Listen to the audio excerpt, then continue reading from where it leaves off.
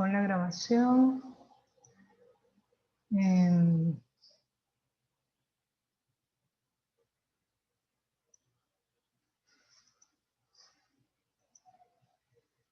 Vamos en este tema a trabajar con la segunda aplicación de la integral, que es la longitud del arco de una curva plana.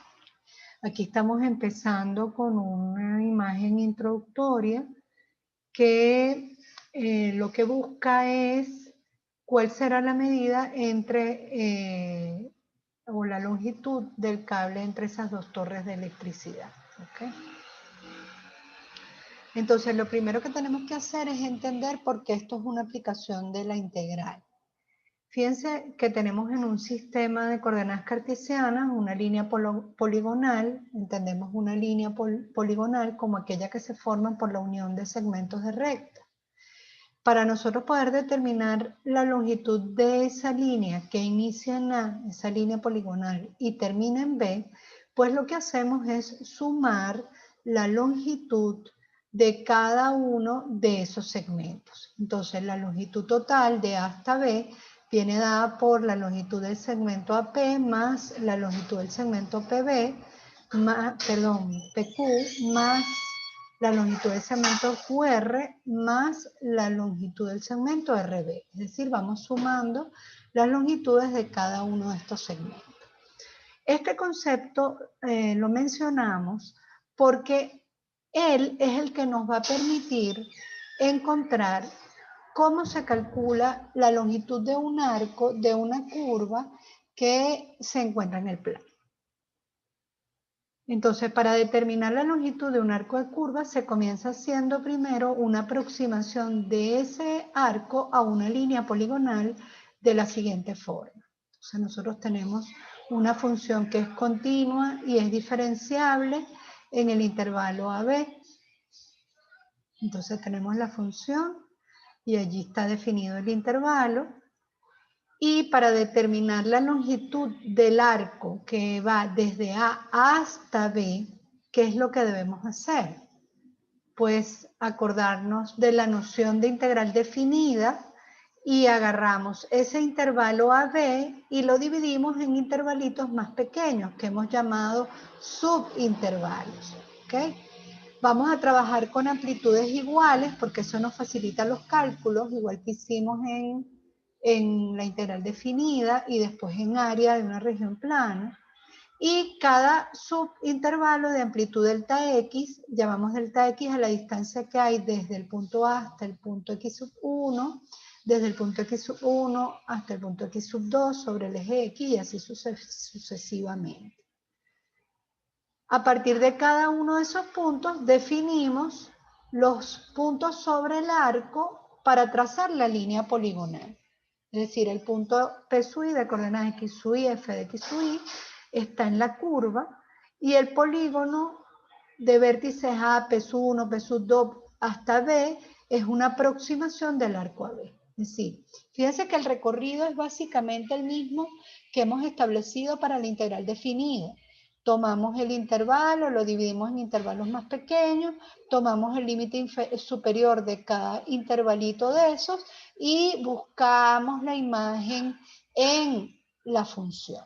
Lo que ocurre aquí es que a diferencia del área de una región plana, utilizamos ese punto para trazar el segmento que me va a permitir construir la línea poligonal. ¿Ok?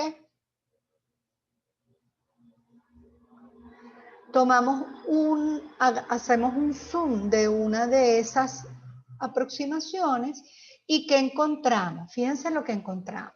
El arco negro es el arco real de la curva y el segmento rojo es la aproximación que hicimos a esa línea poligonal. Si nosotros nos olvidamos un momento de ese arco, nosotros vemos que con esa línea roja podemos construir un triángulo rectángulo. Si esta línea verde yo la ubico a partir del punto azul de esta forma, y si esta línea verde yo la ubico a partir del punto azul de esta forma, vemos que se construye allí un triángulo rectángulo. Y obviamente ese segmento rojo no es más que la hipotenusa del triángulo rectángulo que allí podemos formar. Un cateto tiene longitud delta X y el otro cateto tiene longitud delta Y. ¿Ok? Evidentemente aquí estamos haciendo una construcción de un rectángulo. Cuando aplicamos el teorema de Pitágoras, pues la longitud del segmento P sub i menos 1, P sub i, viene dado por la raíz cuadrada de X sub i menos X sub i menos 1 al cuadrado, más F de X sub i menos 1, perdón, F de X sub i menos F de X sub i menos 1. En otras palabras, la imagen, la Y de este punto y la Y de este punto es lo que me permite construir esa diferencia, ese delta X. Entonces podemos decir que P sub i menos 1, la longitud del segmento P sub i menos 1 hasta P sub i es la raíz cuadrada de delta X al cuadrado más delta Y al cuadrado. No pierdan de vista que lo que estamos aquí es aplicando el teorema de Pitágoras. ¿Ok? Ahora, ¿qué pasa? Si nosotros metemos allí muchísimos intervalitos y hacemos que el número de intervalitos tienda a infinito, esos segmentos se hacen tan pequeñitos que lo que estamos es construyendo el verdadero arco de la curva. Fíjense que en todo momento está la noción de la integral definida detrás de este problema que nos enfrentamos a resolver. Entonces, la longitud del arco de curva B es el límite cuando n tiende a infinito de la sumatoria de igual 1 hasta n de la raíz cuadrada de delta x al cuadrado más delta y sub i al cuadrado. ¿Por qué pongo delta x sin el subíndice i? Porque si acordamos dividir el intervalo AB en n intervalos de igual longitud, pues este señor es siempre una constante. Podemos en esta raíz cuadrada sacar factor común delta x al cuadrado y ese señor va a salir de la raíz como delta x, es lo que vemos en la siguiente expresión. Entonces sería límite cuando n tiende a infinito de la suma de igual 1 hasta n de la raíz cuadrada de 1 más delta y sub i entre delta x todo al cuadrado por fuera de la raíz delta x. Sale con signo positivo porque delta x es la amplitud de cada intervalito, o longitud de cada intervalito, o ancho de cada intervalito, y lo tomamos como una cantidad que es positiva. Entonces, entendido esto, pues nos vamos a la definición. La definición que dice, para calcular el arco de una curva, lo que estamos haciendo es la aplicación de un teorema, del teorema de Pitágoras con la noción de lo que hemos aprendido de integral definida. Es decir, dividimos el intervalo en pequeños intervalitos, deducimos nuestra fórmula, hacemos una sumatoria y hacemos que el número de sumandos tiende a infinito. ¿Ok? Entonces, si f es una función continua y diferenciable, ¿qué significa eso? Que la derivada existe en x que pertenece al intervalo AB, y la longitud del arco de curva por los puntos, definido por los puntos AF de A y BF de B es, fíjense que antes hicimos límite de una sumatoria y ya aprendimos que el límite cuando n tiende a un infinito de una sumatoria lo hemos definido como la integral definida. Entonces, transformamos esas dos operaciones en la integral definida y decimos la longitud del arco AB, es decir, la medida del arco que empieza en este punto, lo recorremos y termina en este punto B, viene dada por la integral de A hasta B de la raíz cuadrada de 1 más la derivada de y con respecto a x al cuadrado por diferencial de x. ¿Ok? Entonces, una fórmula. Cada vez que queramos hallar la longitud de un arco de curva, pues tenemos que trabajar con esta fórmula. ¿Cuándo vamos a usar esta fórmula? Cuando tengamos la función que está definiendo al arco, está dada en forma explícita, es decir, y está despejada como una función de x, ¿ok? Entonces, cuando y está despejada como una función de x, pues esta es la fórmula que vamos a utilizar. Como esta fórmula viene de la aplicación del teorema de Pitágoras Y con el teorema de Pitágoras lo que estamos hallando es la longitud de una hipotenusa, por lo tanto estamos hallando la medida de un segmento, por lo tanto eso es una magnitud positiva, pues vamos a integrar siempre del menor valor al mayor valor. O sea, A es un número menor que B, tal como se ve representado en ese sistema de coordenadas. Ahora, ¿qué pasa si no conocemos a Y como función de X, sino que conocemos la función implícita? Es decir, X está despejada como una función de Y, bien sea porque me la dan de esa forma directamente en el enunciado, o bien sea porque me conviene trabajarlo con diferenciales de Y para que se me facilite la integral. Pueden ser cualquiera de las dos razones. A veces me dan una función que está dada implícita, es decir, X está despejada como una función de Y, o me conviene cambiar el diferencial para que la integral se facilite.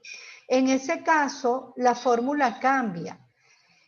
¿Y por qué cambia? Primero, ¿qué es lo que cambia? Los límites de integración. Integramos de f de a hasta f de b. ¿Por qué? Porque mi variable de integración va a ser un diferencial de y. ¿Ok? Y se convierte en la raíz cuadrada de 1 más la derivada de x con respecto a y elevado al cuadrado por el diferencial de y.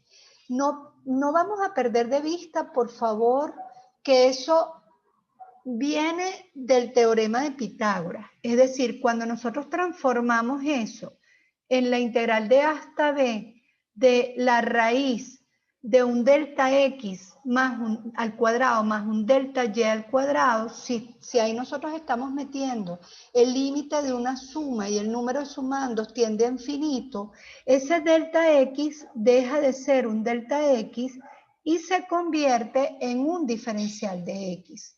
¿Ok?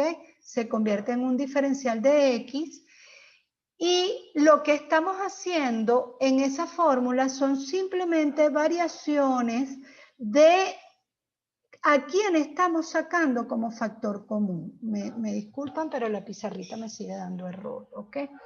Es decir, deja de ser un delta porque estoy trabajando con un límite el límite de una sumatoria donde el número de sumandos tiende a infinito y entonces dependiendo de la variable de integración que a mí me convenga, pues yo voy a sacar como factor común o bien diferencial de x o bien diferencial de y al cuadrado. Eso es lo que estamos haciendo, ¿ok? Por eso es que vemos esa variación de una fórmula a la otra.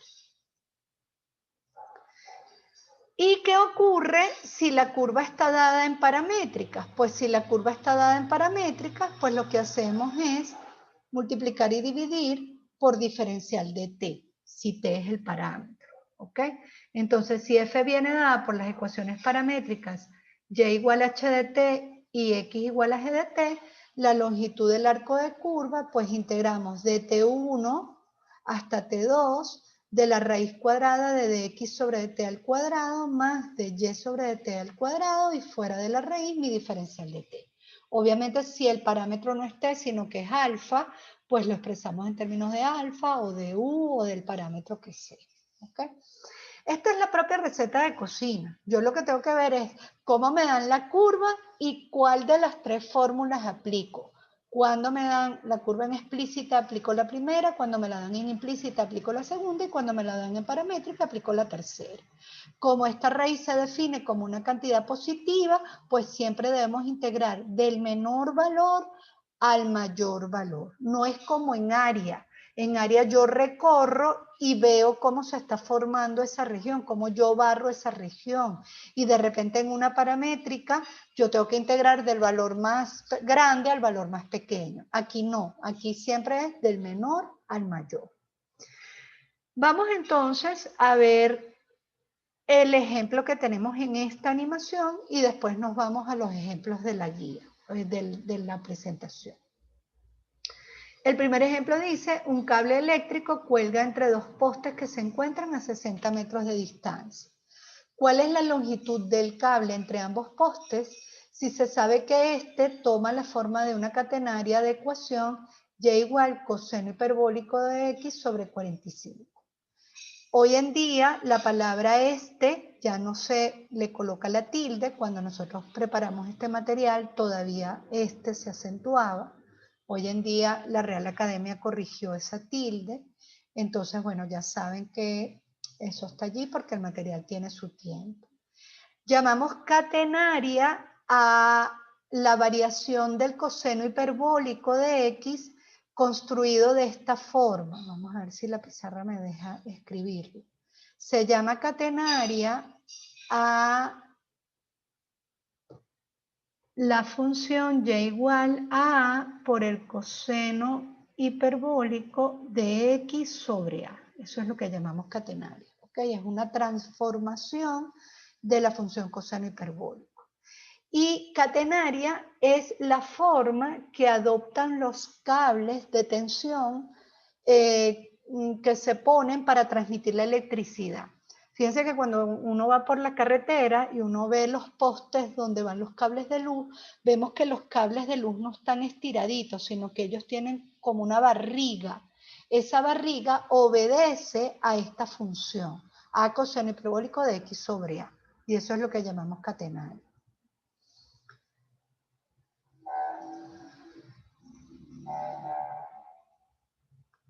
Entonces aquí lo que hacemos es verificar, hacemos la verificación de las hipótesis, vemos que la función es continua porque es una función coseno hiperbólico, la ubicamos estratégicamente en el sistema de coordenadas, es decir, lo ubicamos de manera que se nos haga fácil integrar.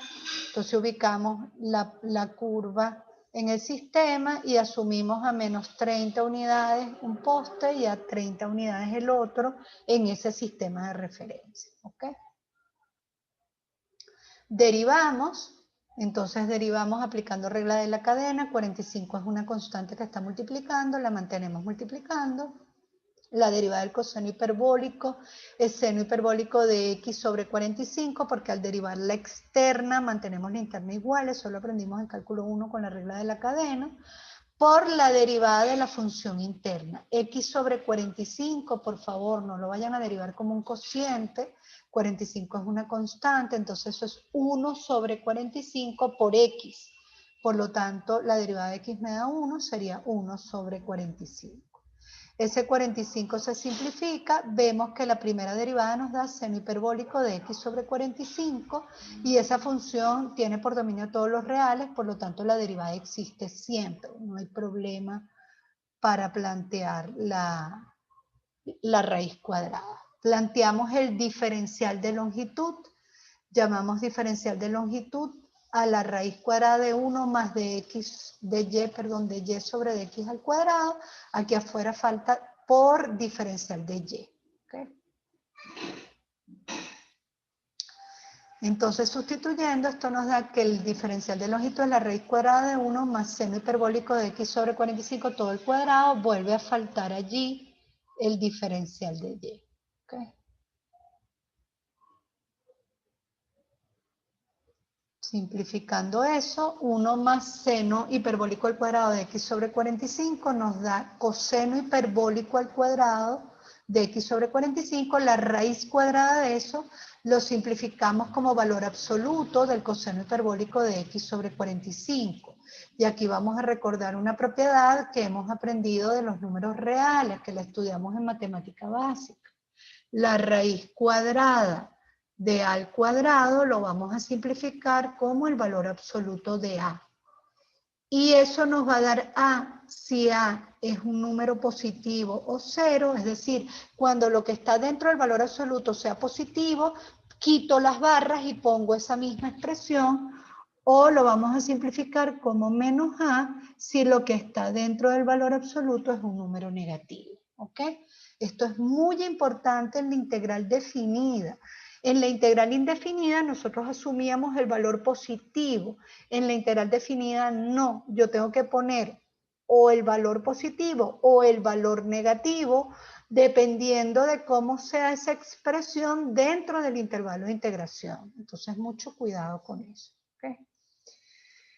Ok, entonces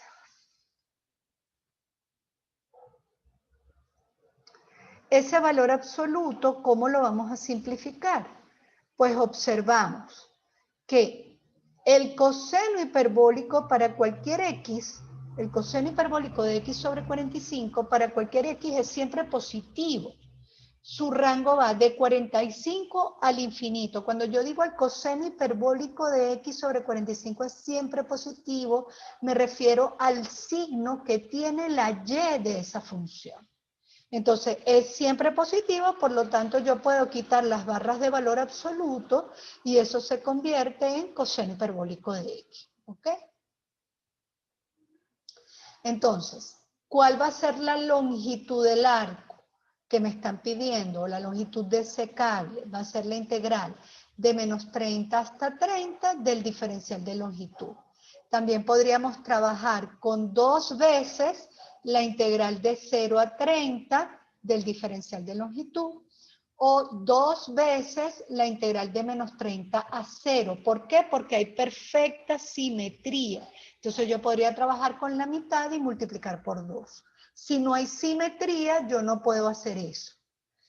Entonces la integral de menos 30 a 30 del coseno hiperbólico de x sobre 45 por el diferencial de x y la integral del coseno hiperbólico de x sobre 45 nos da seno hiperbólico de x sobre 45 dividido entre 1 sobre 45. Pero al aplicar doble C, ese 45 queda como coeficiente. Evaluamos aplicando barro y obtenemos que la longitud nos da 45 que multiplica seno hiperbólico de 30 sobre 45 menos seno hiperbólico de menos 30 sobre 45. Podemos buscar, simplificamos esa expresión, 30 sobre 45 nos da 2 tercios y menos 2 tercios, y llevamos esa expresión a la forma exponencial, es decir, sustituimos en la forma exponencial. Al sustituirlo en la forma exponencial tenemos esto y aplicando matemática básica sumamos las expresiones y obtenemos esa respuesta. ¿Ok? ¿Alguna pregunta?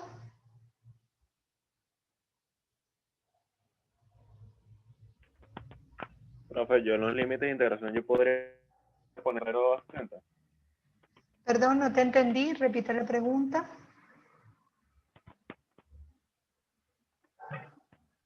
Que sin los límites de integración yo podría poner de 0 a 60 en ese problema. No, porque si tú pones de 0 a 60, ¿sí? El arco que se forma no es igual al arco que se está formando de menos 30 a 30. Fíjate, voy a salir de aquí un momento y voy a graficar la función para que veas lo que te estoy explicando. Déjame abrir un momento Desmos para graficar la función y para que lo veas.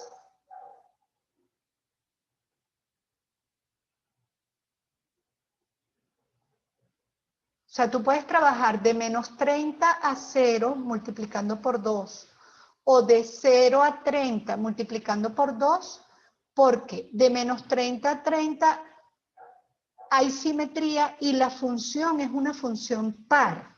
Entonces, una de las propiedades de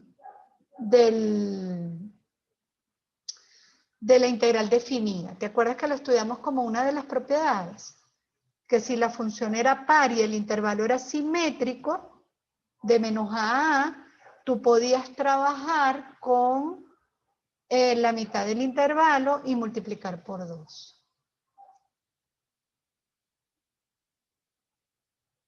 Ok, déjame ver si me la está reconociendo. Ya va, que no me está reconociendo la función. Coseno hiperbólico, sí, ahí está.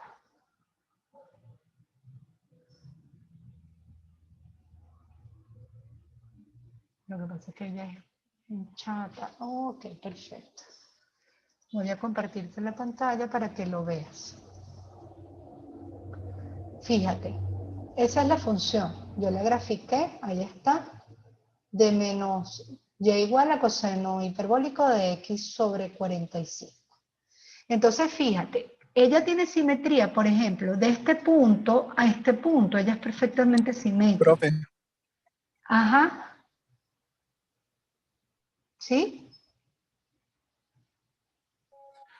profe, se está escuchando un cortado y bueno, ahorita no dice que se está compartiendo la pantalla, pero está cargando todavía. No se ve la pantalla. Ok, ya déjame apagar el O sea que no video. la veo. Voy Ahora a sí, Ahora sí, ¿verdad? Estoy ahora apagando el sí. video. Gracias. Sí, estoy apagando el video porque está el El internet. audio, bueno.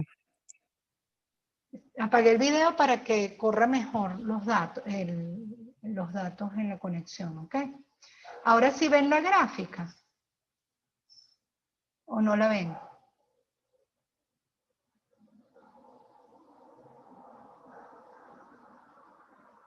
Ah, profe, ya vi. Porque es de menos 30 a 30. Claro, El intervalo. claro, fíjate, si yo me paro en este punto y me paro en este punto, hay perfecta simetría, ¿lo ves? Pero si yo me paro aquí, ya no hay perfecta Sí, ahí se ve. simetría. Entonces no puedes trabajar con 0,60. ¿Ok? Lo que estoy usando allí es la propiedad de la integral definida, que nosotros, y esa la puedes usar todas las veces que tú quieras. Nosotros dijimos la integral de menos a hasta a de f de x, diferencial de x, la puedes transformar en 2 por la integral de 0 hasta a de f de x, diferencial de x, si ella es par. Si f de menos x es igual. Profe, disculpe, creo que hay problemas con su internet y no se escucha nada. Sí, no se entiende. Profe. Se escucha todo muy, muy entrecortado. Ok, déjame ver qué podemos hacer. Vamos a hacer una cosa, vamos a detener la sesión aquí y yo les aviso por el chat cuando nos conectemos de nuevo, ¿sí?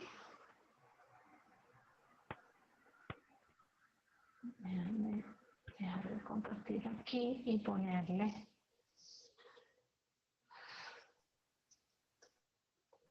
Ok, profe, Ok, muchas gracias. ok.